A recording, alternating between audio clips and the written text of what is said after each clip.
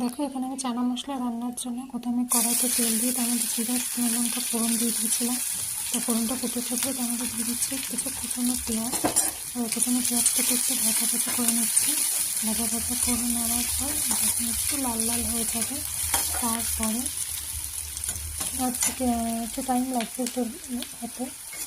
আমি আমার ফ্ল্যাশটা অন করে নিয়েছিলাম, নাহলে অন্ধকার হয়ে যাচ্ছিলো। এটা নেওয়ার পর অল্প একটু ভাজা ভাজা হয়ে যাওয়ার পরে যে মিক্সির জারের মধ্যে কয়েক রসুন, একটু আদা, টমেটো, লাল লাল কিছু লঙ্কা দিয়ে দিয়েছিলাম, আর জিরে আর ধনে গুঁড়ো আমি নিজে ঘরেই বেটে নিয়েছি। ওটা মিক্সিতে পেস্ট করে নিয়েছি। তারপরে একটু হলুদ গুঁড়ো, লবণ দিয়ে দিয়েছিলাম পেঁয়াজটার মধ্যে যাতে একটু তাড়াতাড়ি নরম হয়। যখন একটু ভাজা ভাজা হয়ে যাবে তখন ওই যে একটা পেস্ট বানিয়ে নিয়েছিলাম, ওই পেস্টটাকে এর মধ্যে দিয়ে দিতে হবে। ওই পেস্টটাকে দেওয়ার পর একটু ঢেলে দেওয়ার পর কিছুটা নাড়াচাড়া করে নিতে হবে কষানোর জন্য। নাড়াচাড়া করে নেওয়ার পর যাতে তলা লেগে না যায় কিছুক্ষণ নাড়বো, যাতে কাঁচা গন্ধটা একটু চলে যায়।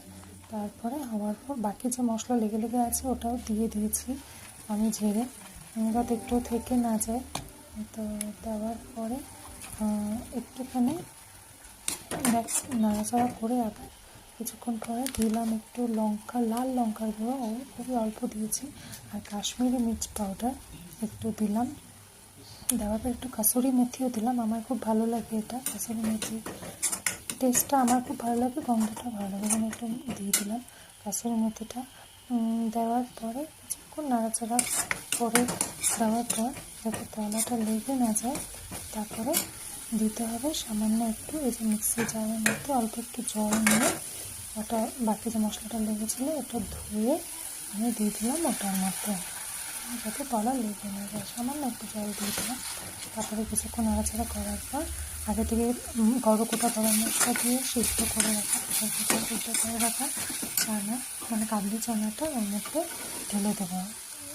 ঢেলে দেওয়ার পর জলটা আমি আগে ছেঁকে নিয়েছিলাম, ওটা দেবো না, শুধু চানাটাই ওর মধ্যে দিয়ে দেবো। একটু দেখে নিচ্ছিলাম ভালো করে সিদ্ধ হয়েছে কিনা। অনেক সময় কী হয় ভিতরে না শক্ত থেকে যায়, তো থেকে যাওয়ার পর ওটা মিশিয়ে দিলাম মশলার সাথে মেশানোর পর কিছুক্ষণ কষাবো।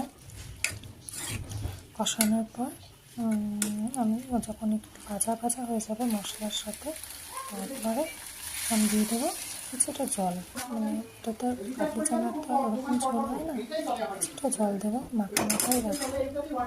তো জল দিয়ে দেওয়া